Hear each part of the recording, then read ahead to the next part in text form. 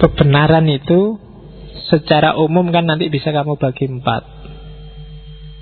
Dari, kalau ontologinya itu tadi monisme, dualisme, pluralisme. Kalau kebenarannya itu bisa dogmatisme, skeptisisme, relativisme, pluralisme.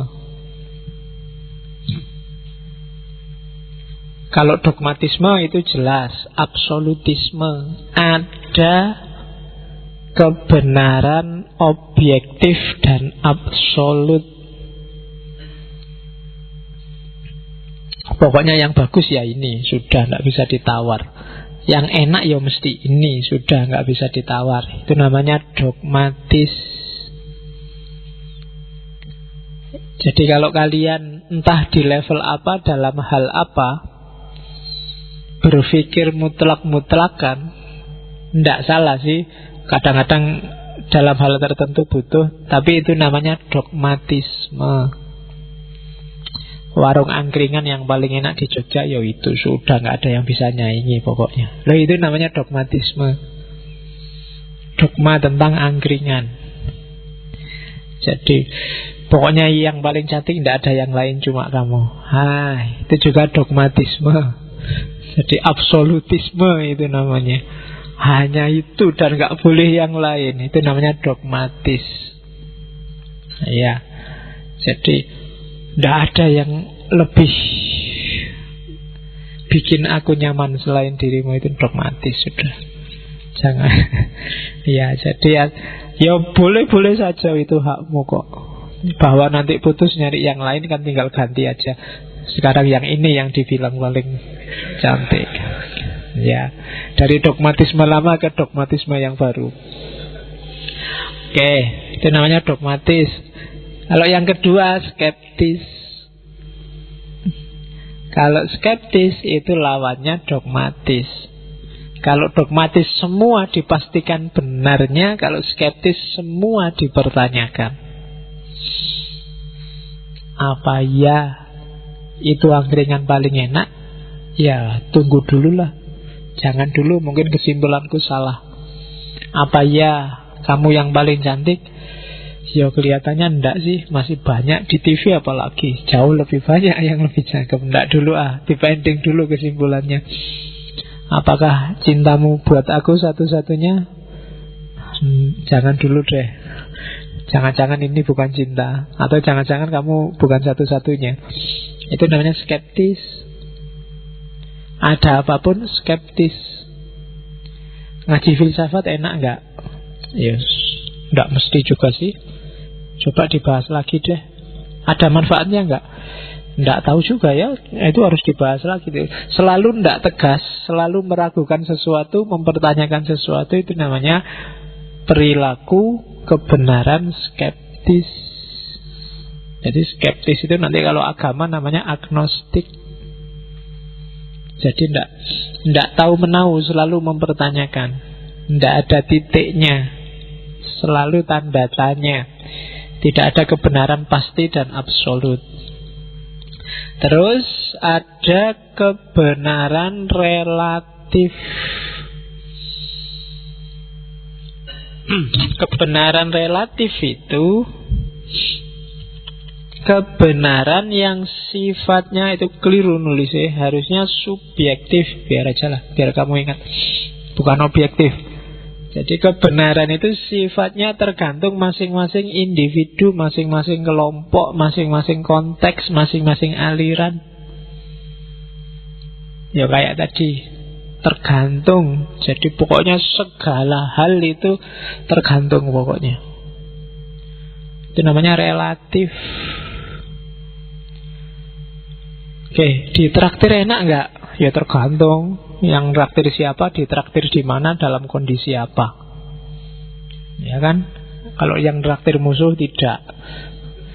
Yang traktir teman tapi dalam kondisi sakit perut mencret, enggak usah. Segalanya tergantung, enggak ada satu pun yang pasti. Itu namanya relatif. Oke, sholat itu bikin hati tentram enggak? Ya enggak mesti juga, tergantung. Itu tergantung.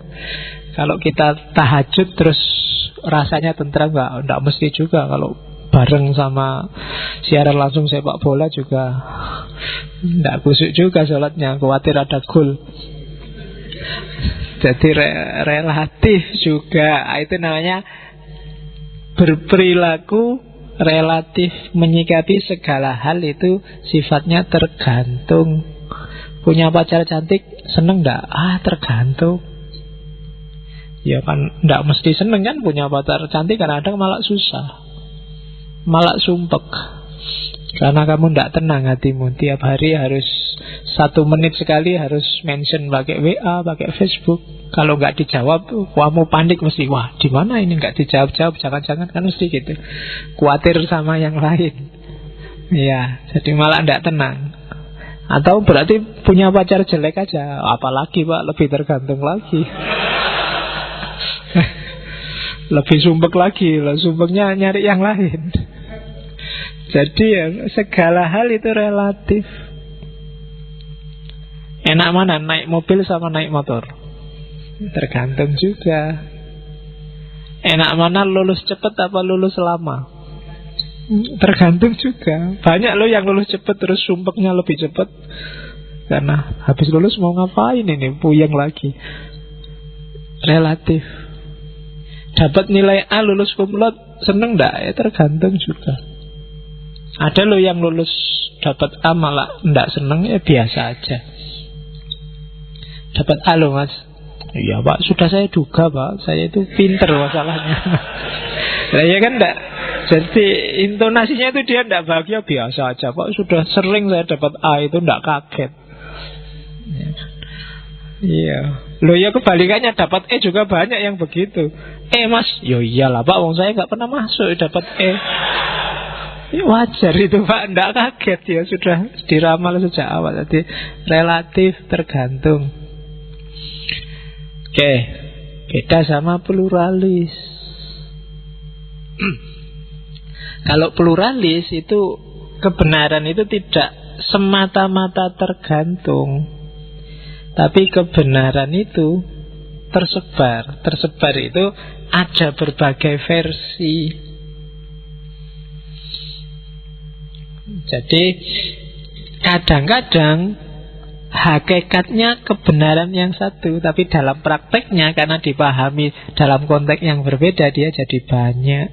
Itu kebenaran pluralis namanya. Jadi kebenaran pluralis itu hubungannya sama ketika orang menyikapi macam-macam perspektif. Misalnya, menurut ini A, menurut itu B, menurut ini C, tapi sebenarnya intinya sama kok, ini. Nah, itu pluralis namanya. Menurut dia C, menurut dia D, menurut dia E, tapi sebenarnya intinya ini kok. Yang sini menyebutnya Allah, sini menyebutnya Yesus, sini menyebutnya Yahweh, sini menyebutnya Buddha, sini macam-macam. Hakikatnya sebenarnya, nah itu gaya pluralis. Sini menyebut tehnya, sana menyebut santainya, sana menyebut filsafatnya, sini menyebut hikmahnya. Sebenarnya intinya satu, ingin ngejar ilmu pengetahuan. Nah, itu namanya gaya ngomong kebenaran pluralis. Nanti akan diperjelas banyak di belakang, tapi intinya itu. Jadi pluralisme tidak selalu relativisme. Kalau relativisme itu pasti tergantung. Kalau pluralisme enggak. Jadi kadang-kadang ada kebenaran yang visinya sama, intinya satu, cuma manifestasinya banyak. Intinya I love you sih, aku cinta padamu. Tapi aku cinta padamu ini, saya mengekspresikannya tiap hari ngasih bunga, dia mengekspresikannya tiap hari ngasih SMS, sana mengekspresikannya tiap hari ngantar kuliah. Jane karepe podo, ingin menunjukkan rasa cintanya. Nah, gaya kebenaran semacam ini namanya kebenaran pluralis. Oke, kita lihat lagi. Nah, dalam kehidupan sehari-hari,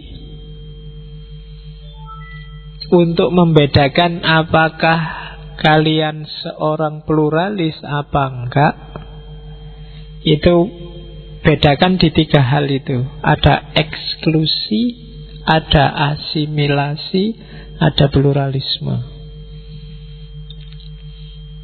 Oke ya, tadi kan modus filsafatnya, sekarang modus sosialnya.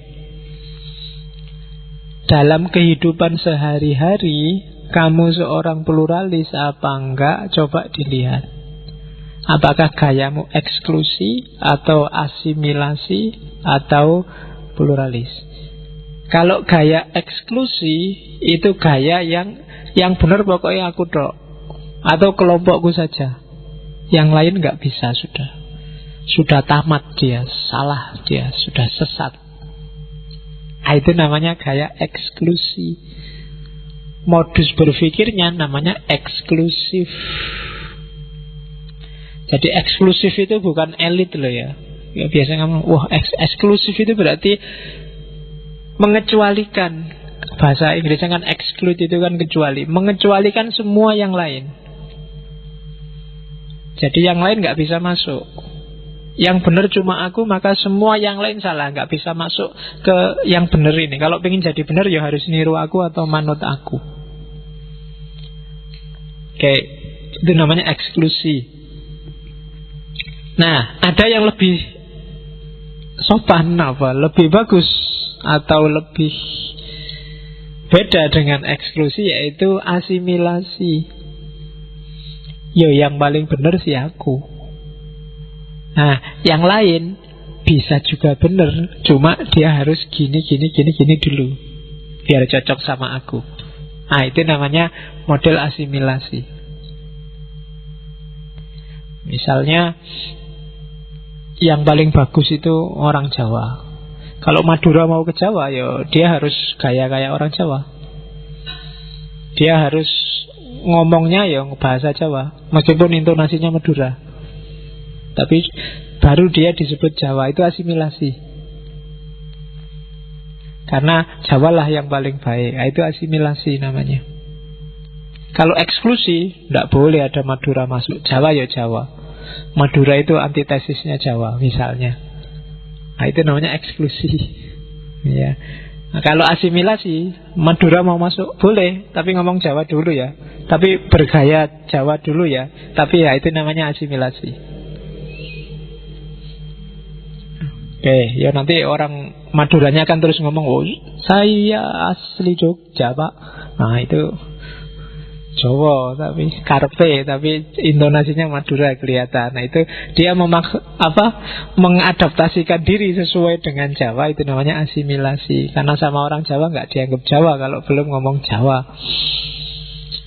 Nah, yang ketiga pluralisme. Kalau pluralisme, ya yang lain boleh juga masuk. Yang lain kan punya gaya sendiri, punya modus sendiri, punya perspektif sendiri. Yang Madura gayalah Madura, yang Sumatera gaya Sumatera. Kita hidup bareng, membentuk harmoni hidup yang indah di sini. Kita saling memahami, saling mengerti, terus kita punya visi bersama, yuk kita wujudkan. Itu gaya pluralis. Yang paling benar ya aliranku Pak. Aliran yang lain mesti salah. Kalau ada yang lain pengen dianggap benar, ya dia harus ikut prinsipku. Itu asimilasi. Kalau yang lain pasti salah dan dia harus pergi, itu namanya eksklusi. Kalau yang lain, oh ya yang lain silahkan masuk, kita hidup bersama. Silahkan dengan gayanya masing-masing, asal nggak saling nabrak. Nah, itu namanya pluralis. Kita saling memahami. Nah, jadi kamu seorang pluralis atau tidak, coba perhatikan gaya hidupmu. Kamu orang yang suka mengecualikan. Mengecualikan itu ya berarti menyesatkan, mengkafirkan, memurtadkan atau tidak. Atau orang yang suka ngasih syarat. Oke, kamu tak terima, tapi syaratnya gini ya. Oh, Ahmadiyah bolehlah masuk kelompok kita, syaratnya dia nggak boleh berpendapat ini, nggak boleh berpendapat ini, dia harus tobat dari ini, dari nah itu namanya menuntut asimilasi. Tapi kalau pluralis, Ya silahkanlah kamu yakini keyakinanmu itu, tapi jangan nyenggol kepentinganku ya. Kita hidup bersama, harmoni. Tolong dipahami saya juga mencoba ngerti kamu. Karena kita hidup di ranah yang sama, kita punya visi bersama, ya ayo hidup bareng. Itu namanya pluralis. Ya ini pilihan hidup. Saya nggak ngomong yang paling benar yang mana. Kebijaksanaan praktismu yang harus main. Monggo kamu pilih yang relevan untuk hidupmu yang mana. Mungkin dalam konteks tertentu kamu harus bergaya eksklusi. Kadang-kadang kamu harus main asimilasi, tapi seringkali kamu harus bergaya pluralis. Jadi tidak harus dipatok. Sesuaikan dengan konteksmu masing-masing. Oke. Eksklusi itu misalnya ini area khusus cowok. Ya kadang-kadang kan harus gitu. Kalau ada cewek masuk habis dia. Sudahlah, jangan ikut-ikutan masuk. Kalau asimilasi, kalau ada cewek mau ke sini harus bergaya cowok dulu ya. Jangan sampai ketahuan kalau cewek. Hai, itu namanya asimilasi. Kalau pluralis, alah masuk aja nggak apa-apa, asal nggak senggol-senggol ya. Gawat kalau senggol-senggol lah itu. Kita bareng-bareng sini, ayo belajar bersama. Itu namanya pluralis.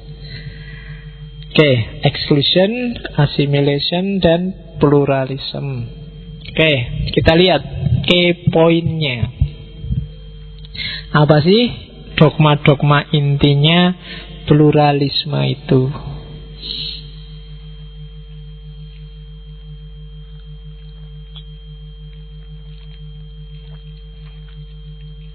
Teori-teori pluralisme, monisme, apakah kita harus liberal atau tidak, itu sebenarnya teori-teori yang harus kita baca dari luar. Karena dia melibatkan hidup kita langsung. Kenapa harus keluar? Karena sesuatu itu tidak akan bisa kita pahami dengan jelas kalau kita terlibat di dalamnya. Harus agak keluar dulu, lihatin dirimu dari luar. Kamu seorang yang apa sih? Selama kamu masih terlibat di dalamnya, biasanya tidak bisa objektif. Keluar sebentar untuk muhasabah. Anggap aja kamu sedang hadap-hadapan dengan dirimu sendiri, terus dicek. Karena ketika kamu masih sangat terlibat dengan dirimu sendiri, kamu nggak bisa metani. Apa ya metani itu bahasa Indonesianya? Nggak apa? Ngoreksi ya.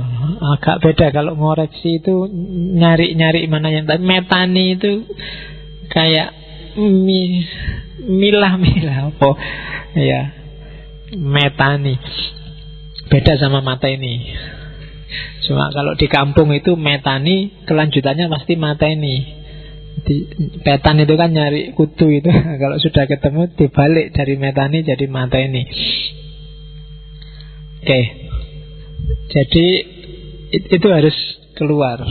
Ya kayak kamu lihat tembok itu loh. Saya sering bilang kalau wajahmu sama tembok itu nempel, warnanya tembok tidak akan kelihatan. Kalau wajahmu sama wajahnya pacarmu nempel, dia cakep apa jelek tidak ada bedanya. Kelihatan cakep apa jelek kalau kamu sudah ngambil jarak.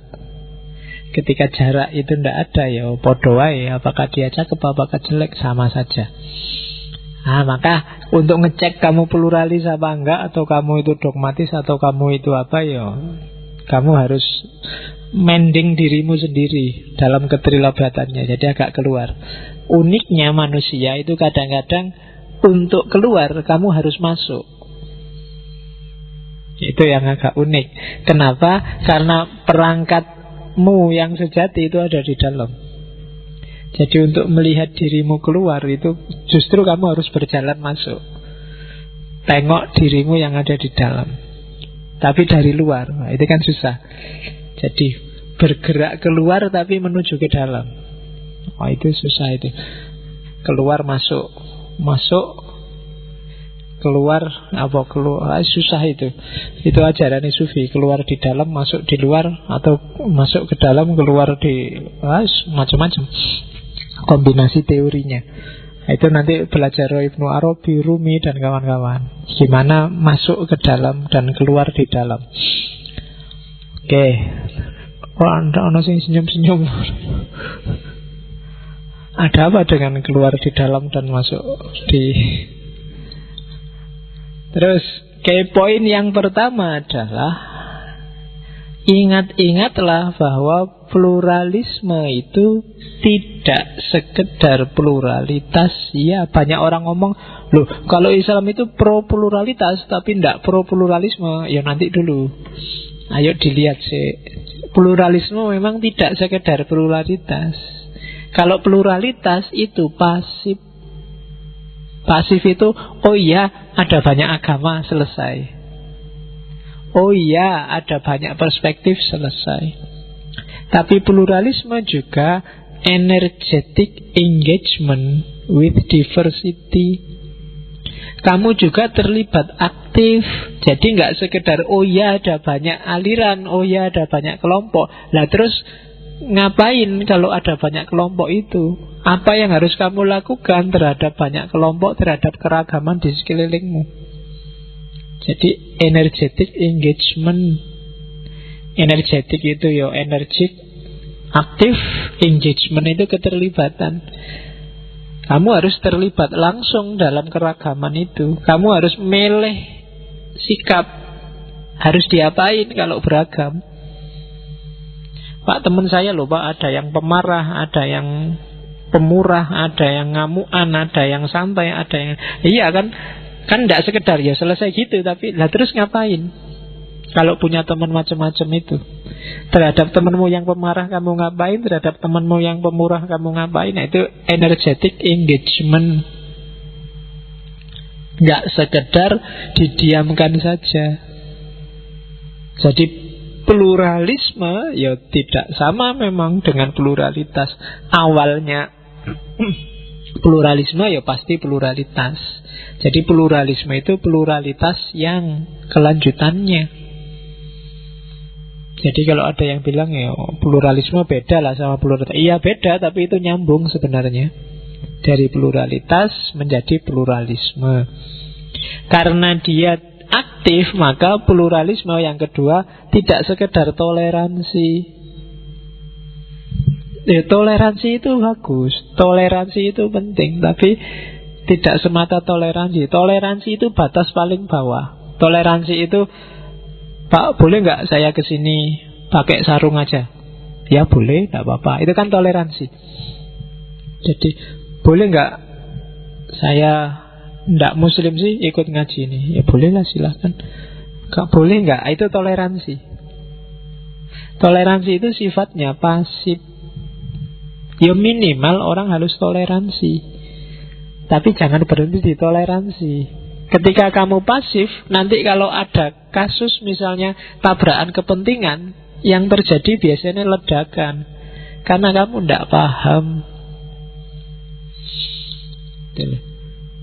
Ya kayak misalnya orang tidak paham loh, kenapa sih umat Islam itu tiap bulan Idul Adha, setiap kali tanggal 10 di Idul Adha itu membantai sebanyak itu kambing dan sapi.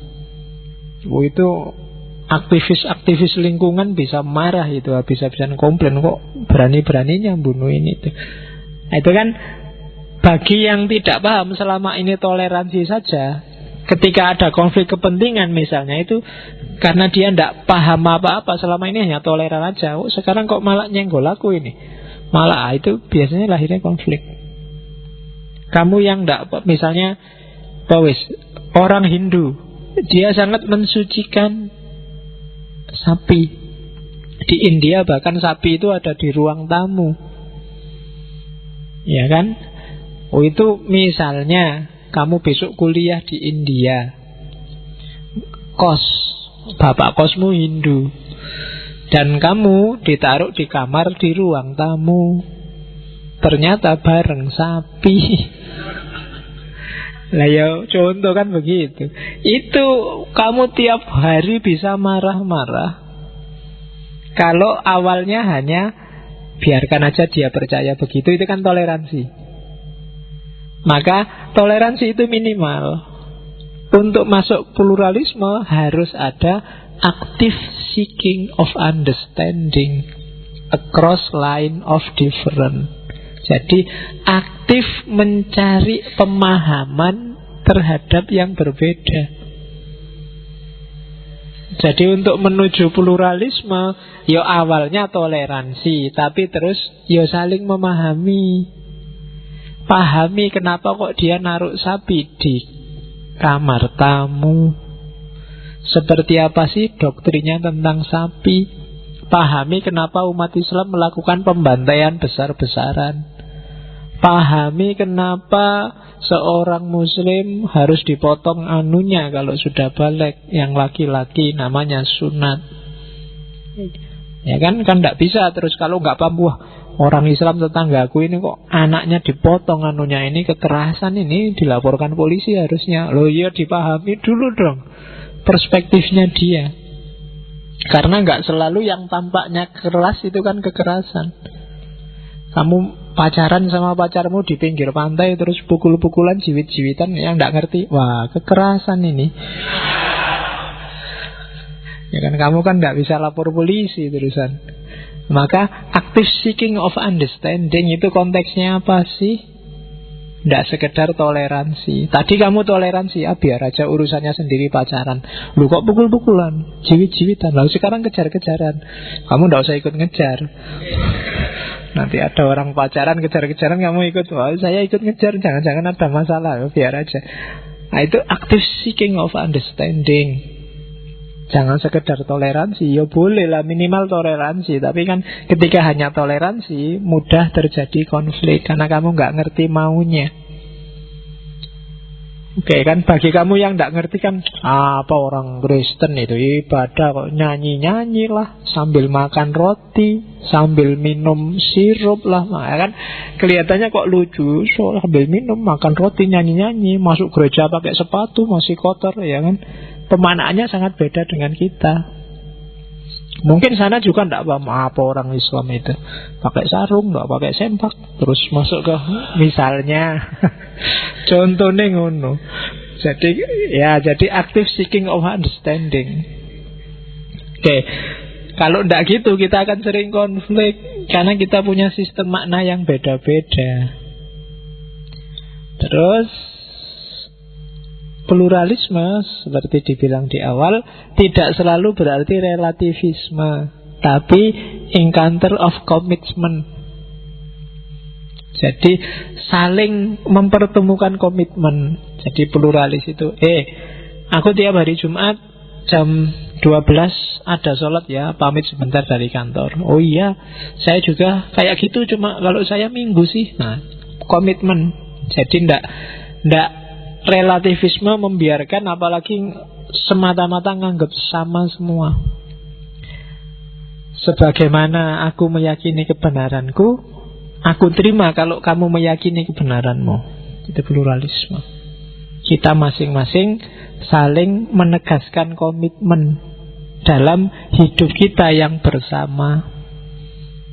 Oleh karena itu, seperti di yang terakhir itu, bahasa pluralisme adalah bahasa dialog and encounter. Jadi harus terbuka, saling dialog, saling bertemu. Jangan jauh-jauhan sekedar toleransi, bukan urusanku itu urusanmu. Tidak, ketemu, saling paham, dan dialog. Dari situ akan lahir situasi sosial yang lebih kondusif. Jadi key pointnya itu energetic engagement with diversity, active seeking of understanding across line of different, dan encounter of commitment, serta dialog and encounter. Keyword-keywordnya itu kalau pengen jadi seorang pluralis. Oke. Terus untuk membentuk satu konstruksi masyarakat yang pluralis, syaratnya apa? Yang pertama, harus ada nilai-nilai bersama yang dianggap berharga bersama-sama, yang disepakati. Ya, aku muslim, kamu non-muslim, tapi kita hidup di desa yang sama. Mari kita bikin desa kita ini aman, tentram, damai. Aman, tentram, damai itu nilai bersama yang diperjuangkan bersama. Kita ada di Indonesia bareng-bareng, kita punya kesepakatan nilai namanya Pancasila. Nah, itu nilai bersama. Kalau nggak ada nilai bersamanya, biasanya susah orang untuk diajak hidup bareng. Kalau kamu nggak punya visi yang sama di tengah masyarakat yang kamu sangat berbeda, itu biasanya tidak akan lahir masyarakat yang pluralis. Lahirnya konflik. Itu yang kadang-kadang misalnya di Jogja sering ada konflik. Masyarakat daerah tertentu punya tradisi tertentu, gaya hidup tertentu. Di satu desa yang sudah punya gaya hidup sendiri, nilai yang diperjuangkan berbeda, akhirnya clash antara penduduk lokal sama pendatang. Untuk bisa ndak clash, harus ada nilai-nilai bersama yang dianggap cocok untuk bareng-bareng. Syarat pertama itu.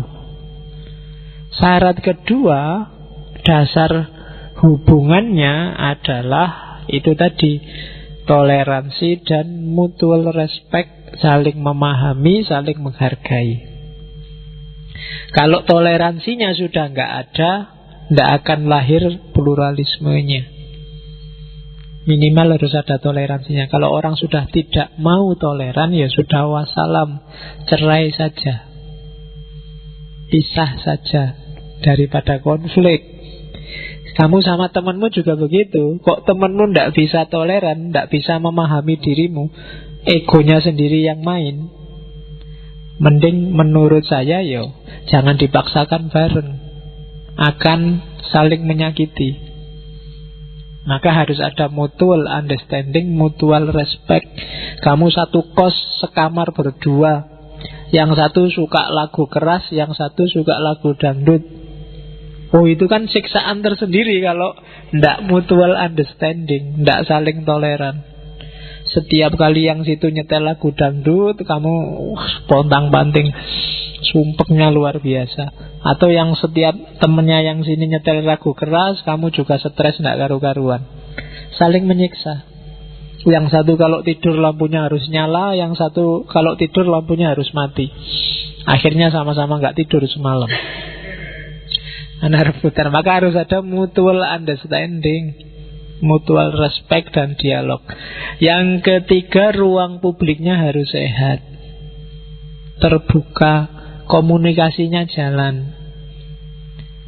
Bukan logika kekuasaan. Kalau logika kekuasaan, ruang publiknya nggak sehat. Siapa yang kuat, siapa yang mayoritas, siapa yang dominan, dia yang menang. Tidak akan bisa lahir mutual respect. Yang ada ideologi yang dominan, dia yang mendominasi. Yang keempat, tidak boleh di situ ada legalisasi pada kekerasan, pemaksaan, hegemoni.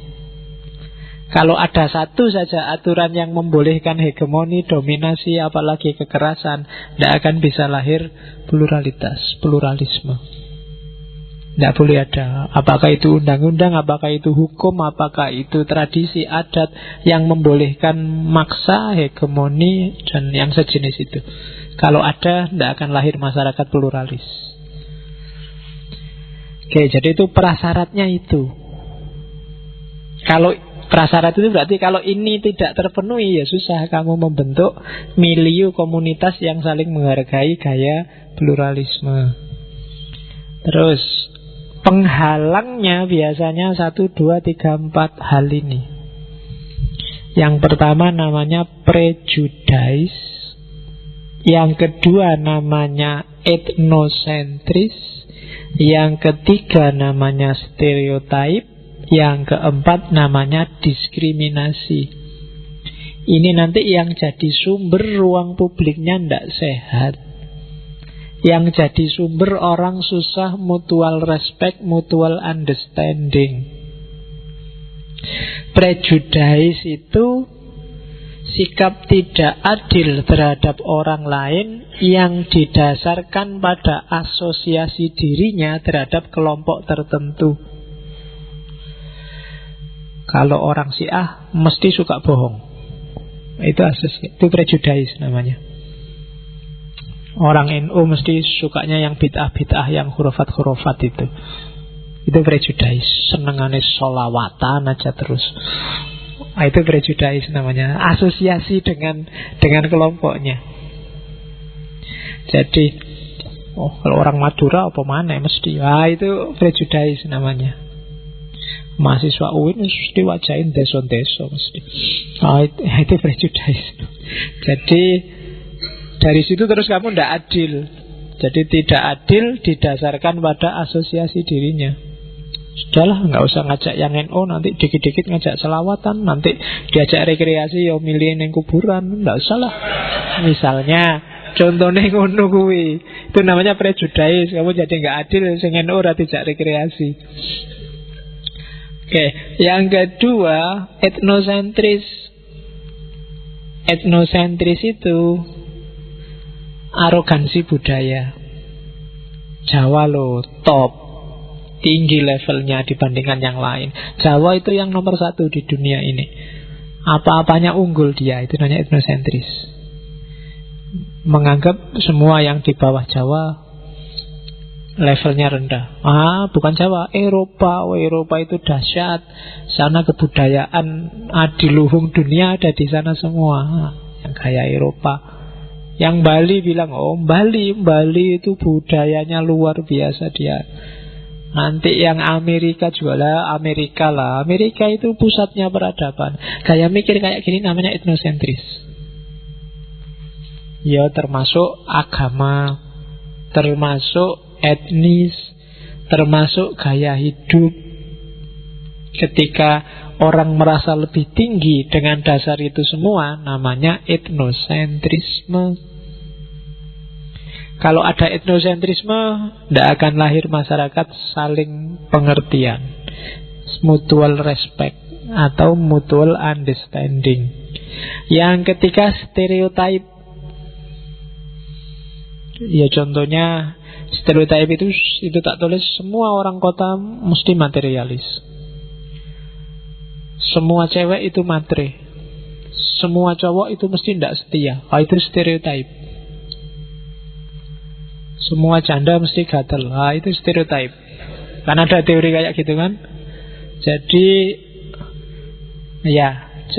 menganggap kalau sudah masuk kelompok itu cirinya mesti itu. Orang Madura itu apa? Paling kalau nggak tukang cukur ya sate. Itu stereotype. Nggak mau sama Madura, itu stereotype. Jadi itu biasanya menghalangi interaksi bareng-bareng. Sudah stereotype. Begitu kamu naik kereta dekat orang Madura, ini nggak tukang sate, tukang cukur ya mesti. Itu stereotype, tidak boleh. Jadi yang jadi menteri juga ada, yang jadi pejabat juga banyak. Cuma karena stereotype itu tadi lahirnya begitu. Di Indonesia misalnya, di Timur Tengah mungkin di Arab Saudi sekarang kesannya itu ya TKI, yang perempuan ya TKW. Dan itu bisa melahirkan stereotip. Lihat orang Indonesia mesti dianggapnya level buruh semua, level TKI semua. Itu stereotip. Atau bagi kamu orang Barat mesti seks bebas. Nanti ada turis perempuan, gimana? Mau ndak? Iya. Mbok anggap pokoknya mesti katok bule, mbok anggap seks bebas mesti wis. Jadi lihat bule perempuan bayanganmu mesti ke situ. Itu namanya stereotype.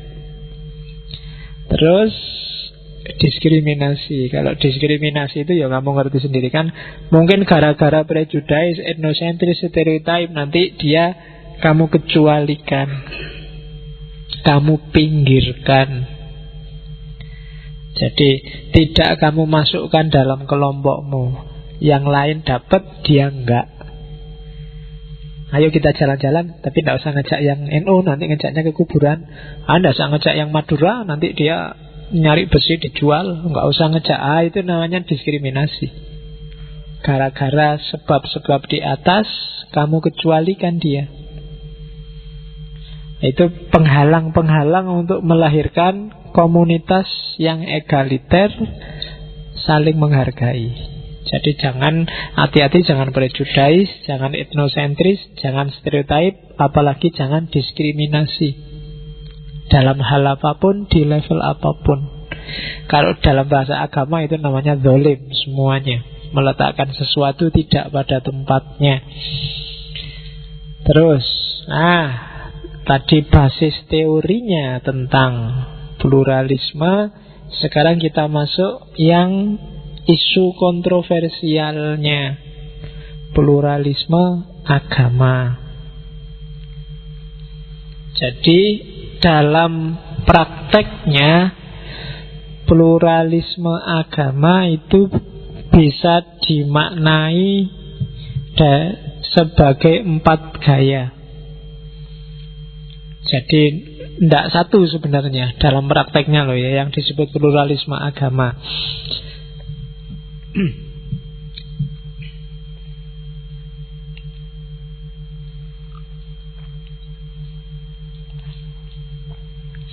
Pluralisme agama itu yang pertama menganggap bahwa dalam agama lain juga ada kebenaran. Juga ada kebenaran bukan berarti agamanya benar loh ya. Itu gaya pertama. Misalnya, kalau di Kristen, di Nasrani diajarkan kasih sayang, itu kebenaran loh. Kenapa? Itu di Islam juga diakui kalau ini kebenaran. Dalam Hindu diajarkan menghargai semua makhluk hidup. Itu kebenaran. Di Islam juga ada kebenaran semacam itu. Jadi dalam hal ini sama-sama benar. Ajaran agama di Hindu tentang menghargai makhluk hidup. Itu namanya gaya pluralisme pertama. Jadi bukan agamanya yang sama-sama benar, tapi ada aspek-aspek ajaran yang sama-sama benar antara agama. Ini juga disebut pluralis. Kemarin saya bilang passing over itu kan kita melacak kebenaran-kebenaran yang ada di agama lain, di tradisi spiritual yang lain, yang ternyata di Islam juga ada. Itu sebenarnya pluralisme gaya pertama. Jadi tidak harus menyamakan semua agama, tapi menganggap ada unsur kebenaran di agama-agama lain. Meskipun pasti juga ada yang tidak disetujui.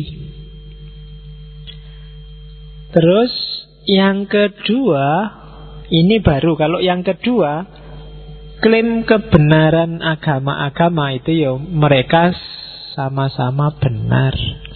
Itu baru yang kedua. Jadi ada gaya yang memang nganggep agama-agama itu sama-sama benar kok.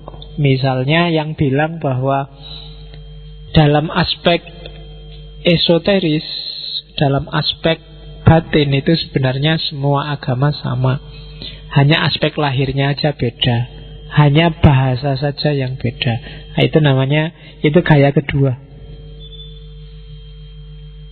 Ya, kalau di Islam disebut Allah, kalau di Yahudi disebut Yahweh, kalau di Zarathustra kemarin disebut apa, kalau di Hindu disebut apa, di Jawa Semar kemarin disebut Sang Hyang apa, dan seterusnya.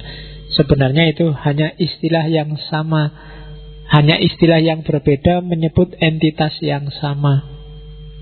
Karena perbedaan konteks. Ya orang Jawa lidahnya pasti bukan lidah Arab, jadi menyebut zat yang puncak itu pakai istilah mereka sendiri. Misalnya Gusti Kang Murbeng Dumadi. Orang Arab susah disuruh ngomong Gusti Kang Murbeng Dumadi. Yo isone Allahu Akbar. Sama kayak orang Hindu, dia punya istilah sendiri. Nah, jadi itu gaya kedua. Jadi agama-agama itu ya sama sebenarnya, hanya beda ekspresi karena pengaruh manusia yang memahami dan budaya yang jadi latar belakangnya. Oke.